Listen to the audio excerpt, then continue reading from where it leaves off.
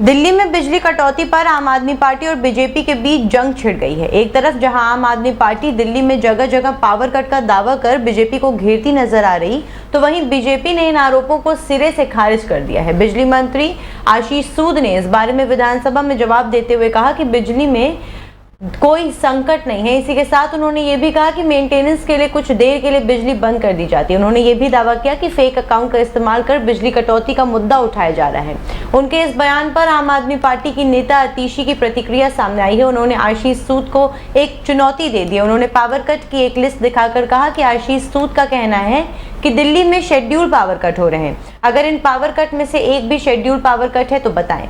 सूद ने आरोप लगाया कि वर्तमान विपक्ष के नेता आतिशी और अरविंद केजरीवाल ने नकली ट्वीट्स को रीट्वीट किया है। विशेष रूप में मुंबई के खाते में बिजली कटौती की गलत जानकारी को दोनों ने साझा किया है। उन्होंने स्पष्ट किया कि चाहे विपक्ष के नेता हों या कोई अन्य, इस तरह की अफवाहें फैलाने पर कठोर कानूनी कार्रवाई की जाएगी। दरअसल आम आदमी पार्टी के विधायक कुलदीप कुमार ने बिजली कटौती के मुद्दे पर एक ध्यानाकर्षण प्रस्ताव रखा था, जिसे विधानसभा अध्यक्ष विजेंद्र गुप्ता ने मंजूर कर लिया, लेकिन चर्चा के वक्त विपक्ष सदन में मौजूद नहीं था। उनकी गैर मौजूदगी में ही बिजली मंत्री आशीष सूद ने जवाब दिया। की कैपेसिटी बढ़ाने के लिए डिक्लेयर्ड आउटेजेस कर रहे हैं। वे लोग इसलिए शोर मचा रहे हैं कि सरकार दबाव में आकर इन आउटेजेस को रोक दे और जनता के लिए जो तैयारी गर्मी की करनी है हम उसे न कर पाए।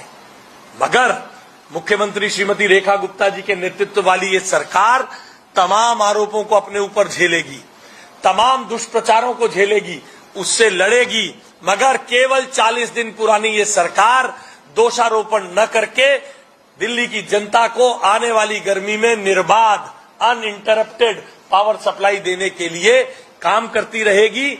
मगर साथ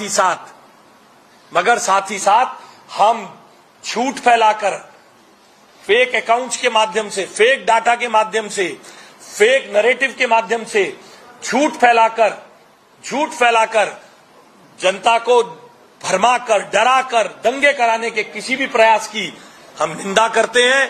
कानूनी कार्रवाई करेंगे, चाहे वो कानूनी कार्रवाई कितने भी बड़े नेता हो, चाहे कोई पूर्व मुख्यमंत्री हो, पूर्व मंत्री हो, जो कानून को हाथ में लेगा बीएनएस की धाराओं के तहत उसमें कार्रवाई करने के तरीकों को ढूंढा जाएगा और कार्रवाई जरूर की जाएगी।